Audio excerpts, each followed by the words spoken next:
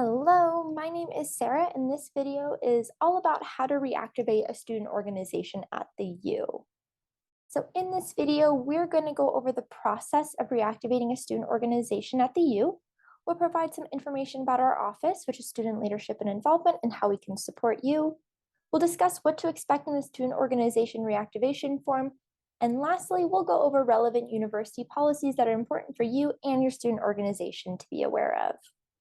So here's a general overview of what the process of reactivating a student organization looks like.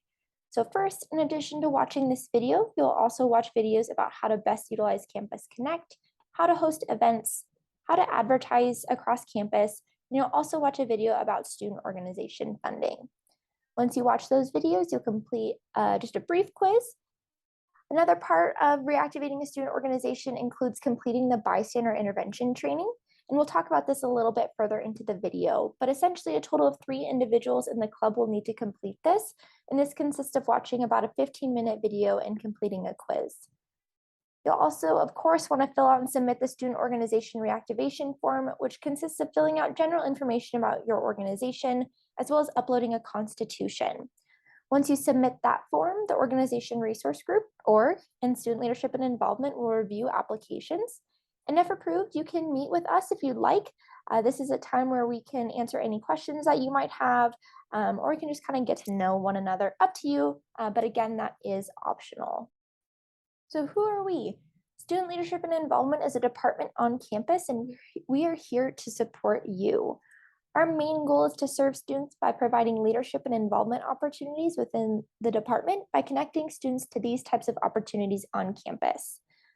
We are also the Organization Resource Group, so org, and org oversees all recognized student organizations, RSOs. There's a lot of different acronyms here, but essentially org is a viewpoint neutral group of staff and students dedicated to ushering student organizations through the recognition process, educating student leaders about university policies and resources, consulting with organizations on how to meet their goals, as well as providing financial assistance through ASUU and the activity fee for student organizations.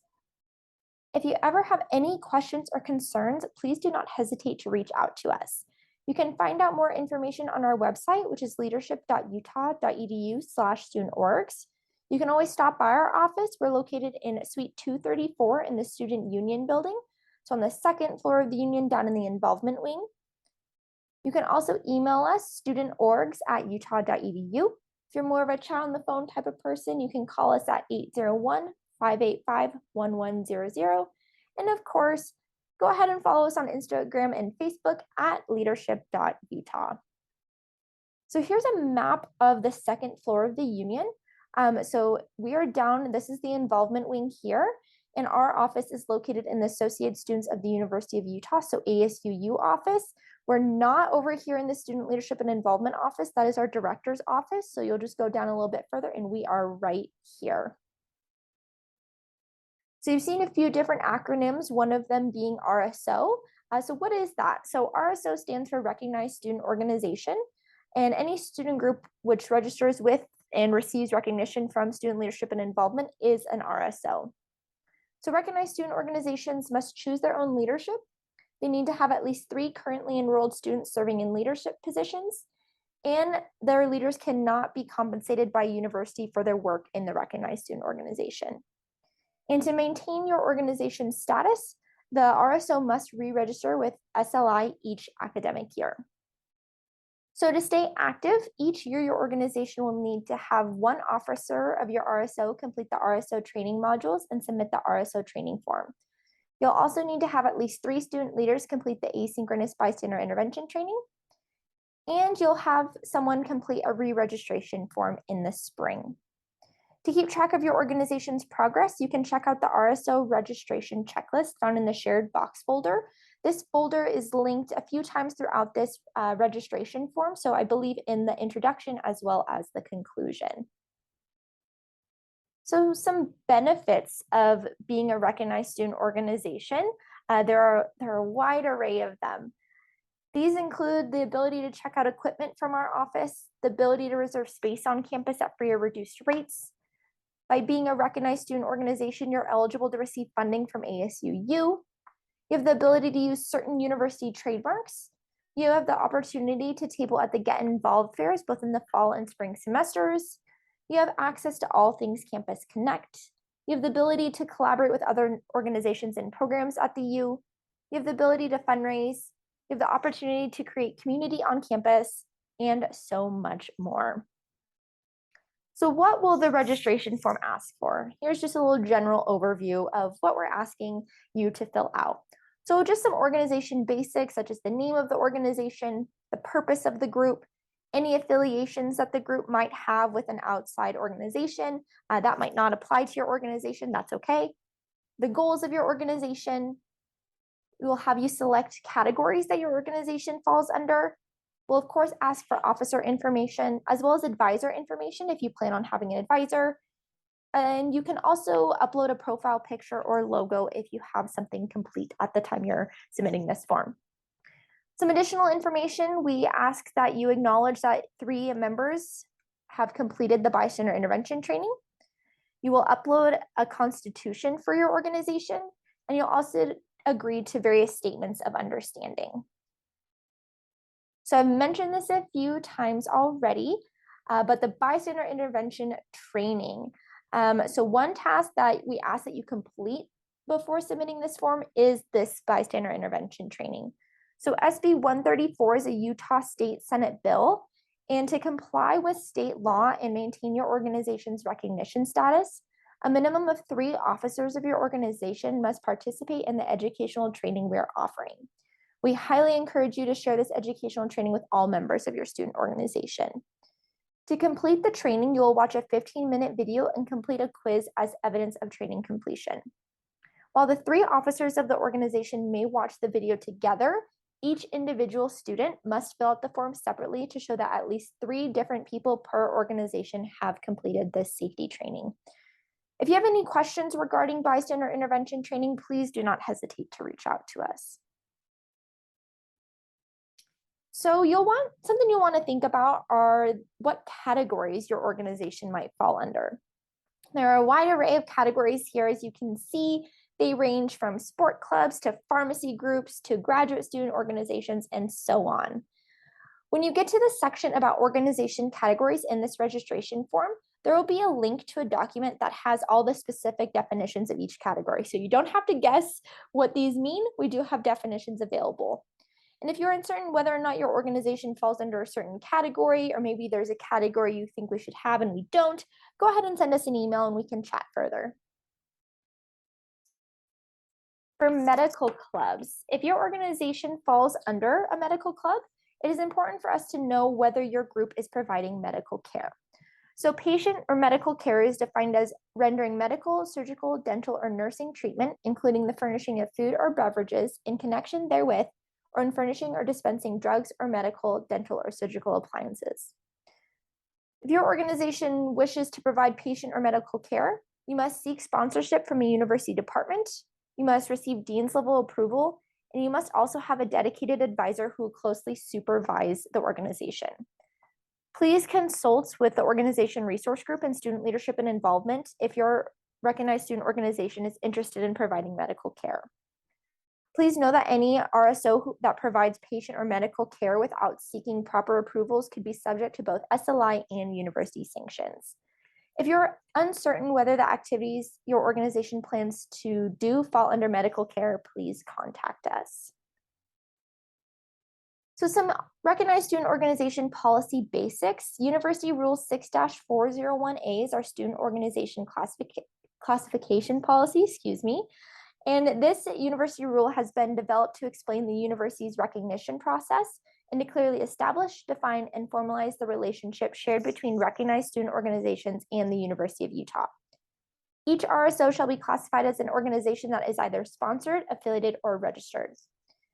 SLI determines this classification by assessing the student organization's relationship to the university, the scope of its activities, and the perceived potential risk to participants and the university. So here is our recognized student organization classification graphic. It kind of breaks down these classifications based on just, of course, the main differences. So we have 3 different classifications, and we'll start with registered. So registered student organizations are recognized by the institution. This means they go through the recognition process, but they're not a part of the university. So because they are operating as a separate entity, they are not allowed to use university trademarks, except they do have access to certain @Utah logo set and verbiage. This means when it comes to naming the group, they can be Cupcake Club at the University of Utah, Cupcake Club at the U of U, and things like that. They have no financial accounts through the university, which means they are required to operate out of an off-campus third-party bank account. These organizations do not have to have an advisor, but they can if they want. Then we move over to affiliated organizations. These groups are affiliated with a campus department, but they are still not a part of the university. This classification is reserved specifically for sport clubs and fraternities and sororities. These groups are assessed by risk management and legal. Affiliated organizations have use of some university marks with permission, and they will also follow additional rules from their department. Affiliated organizations are required to have an advisor who helps guide and provide resources for the student organization. Both registered and affiliated groups have no financial accounts to the university and no donations under the university tax ID. Affiliated and registered groups are not tax-exempt entities unless they apply for that status through the IRS on their own. Then we have sponsored student organizations. As the name suggests, these are sponsored by a university department and therefore are a part of the university. These organizations are required to have an advisor who has responsibilities assigned by the department. These groups may have a dedicated workspace. Sponsored organizations also have access to use university trademarks. So when it comes to naming, sponsored groups could be University of Utah Cupcake Club if they so chose. These groups have to use financial accounts to the university, which means that they cannot operate out of an off-campus bank account. They have to use university accounts. Sponsored groups can accept donations under the university tax ID, and any contracting that they do, whether that be for space or hosting events, is going to go through the university contracting process. Regardless of classification, all student organizations have priority on-campus space reservations. They all have access to ASUU funding, and they're all required to go through required trainings for officers and advisors, where applicable, as a part of the re-registration process each year. This is an area that students often have questions about, so please do not hesitate to reach out to us if you're like, what the heck are these classifications? And again, here's our email right here, studentorgs@utah.edu. So kind of mentioned in the past slide, and when it comes to naming your prospective organization, it's important to pick an informative student group name that allows other students to understand what your group is. Student groups cannot use University of Utah names or trademarks explicitly or implicitly without proper permission. The names, symbols, and logos of your group may contain at the U of U, at U of U, at the University of Utah, and so on. When it comes to creating a logo for your organization, can be a little bit tricky, but we do have our student organization logo usage memo. This document addresses the use of the university's trademarks by all recognized student organizations in accordance with University Rule 6-401A, which is the recognized student organization classifications.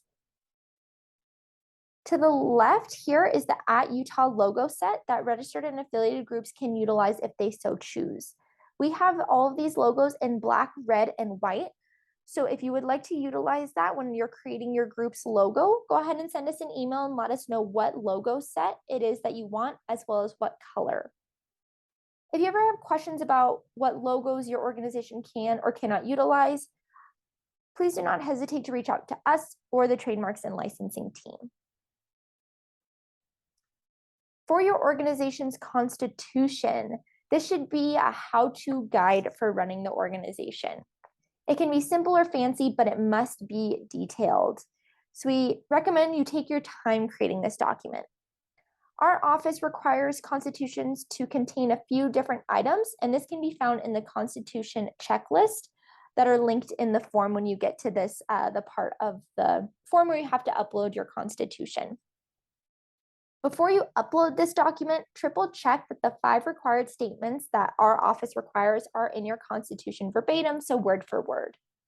Along with this Constitution checklist, we also have a sample Constitution that is linked in the form as well.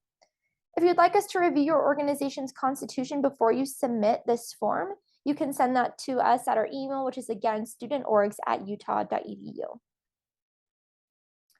An affiliation with an outside group essentially means that your organization is closely associated or connected to the group based on what you do, shared goals, and so on. So for example, the Knitting Club at the University of Utah is affiliated with the Salt Lake City Knitting Association. This affiliation makes sense given the nature and activities of each of the groups. If your organization is planning on having an affiliation with an outside group, it is important that you provide proof of affiliation. This proof of affiliation needs to have the organization's name, the affiliate confirmation, and it also needs to come from an official representative of the group that your organization is seeking an affiliation with.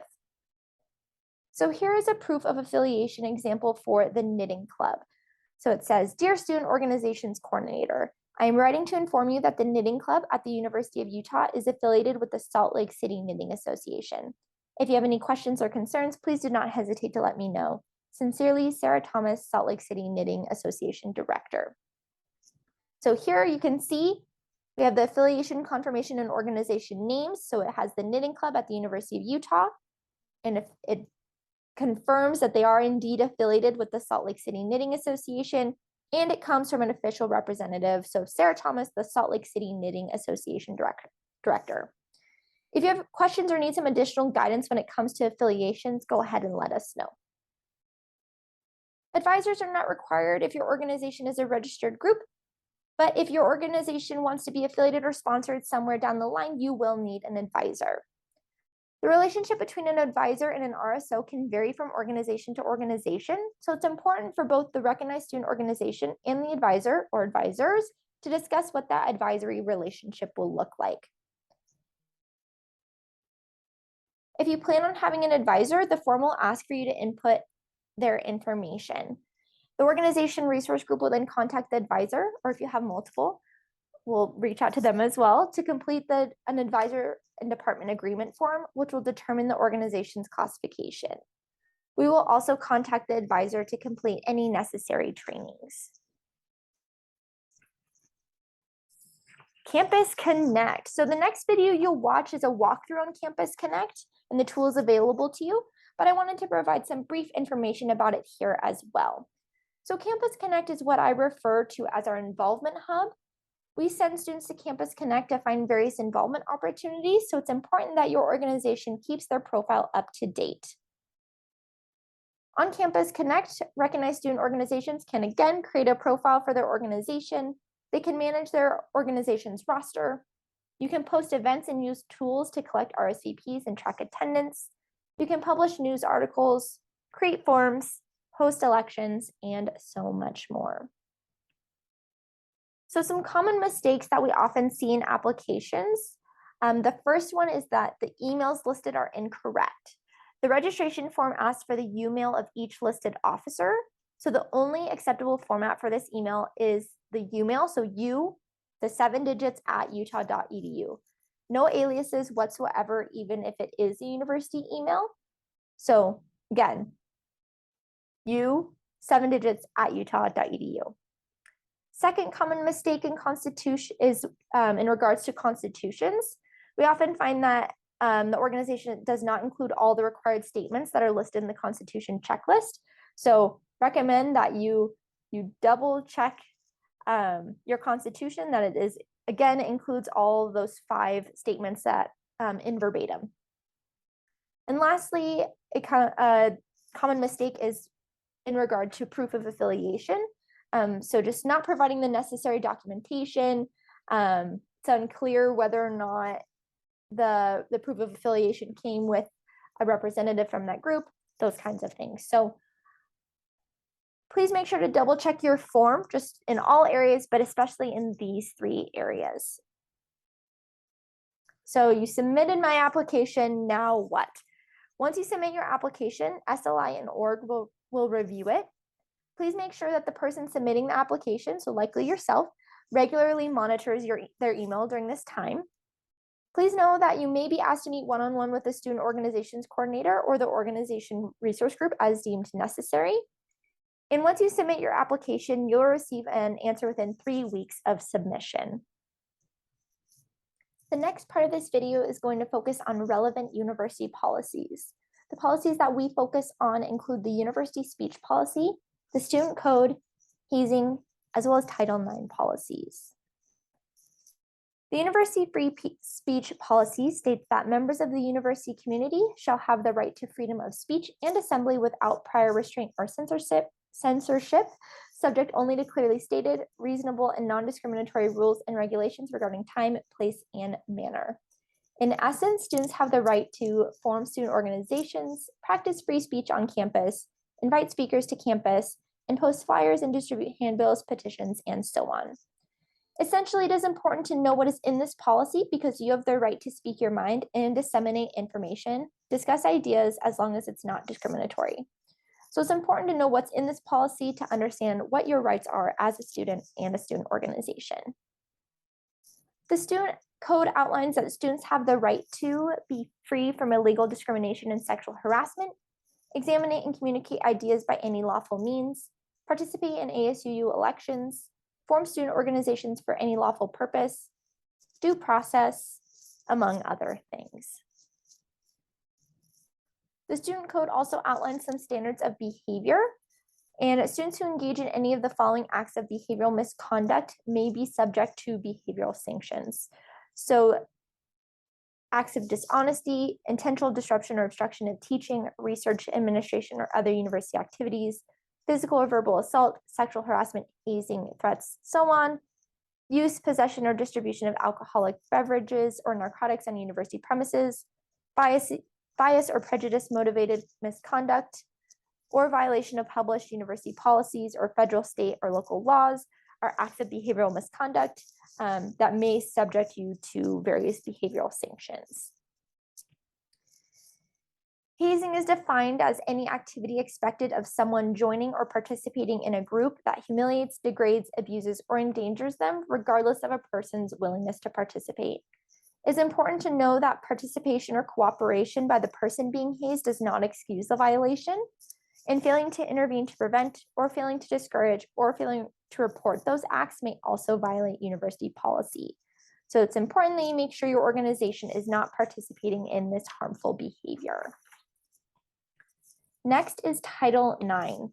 So recognized student organizations must abide by all Title IX policies as specified in the Student Code of Conduct and university policies. Organizations will be investigated if reports of the following behaviors arise: the student organization approved, condoned, allowed, or encouraged prohibited behavior was committed by one or more officers, and organization resources such as funds, listservs, message boards, or organization locations were used for prohibited behavior. Title IX deals a lot with prohibited discrimination based on protected classes. So on the left of this screen over here are examples of protected classes. On the right side of the screen are examples of prohibited discrimination. These include unequal treatment, harassment, retaliation, sexual misconduct, stalking, and relationship violence. So any of these perpetrated against folks based on their protected class is prohibited discrimination. The university has several resources for reporting and supporting students who may be targeted for discrimination and other behavioral or academic misconduct. The Office of the Dean of Students is a great place to start. Their website is deanofstudents.utah.edu. You can see here that they have a lot of opportunities to report.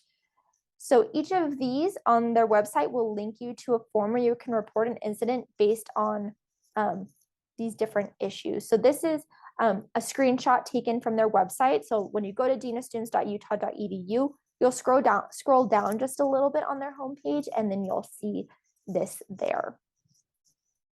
The Office of Equal Opportunity, Affirmative Action, and Title IX is also a great resource. Their website is oeo.utah.edu.